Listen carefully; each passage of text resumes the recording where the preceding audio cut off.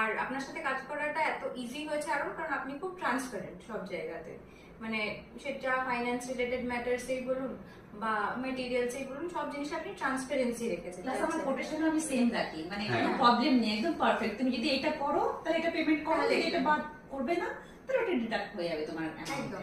In fact আপনার কোটেশনটা আমার এক বন্ধু দেখেছিল, তো সে দেখে ও নিজের একটা কোটেশন পেয়েছিল, ও বুঝতে পারছিল না, সেই কোটেশন দেখে ভীষণ বেগ লাগছিল। আপনার কোটেশন রিসেন্টলি দেখে বলছে যে এই কোটেশনটা তো ভীষণ ভালো, এত ক্ল্যারিটি আছে প্রত্যেকটা জিনিসে, মানে ডিটেল একটা ব্রেকআপ আছে যে ওরা বুঝতে পারছে যে আচ্ছা এরকমই হয়।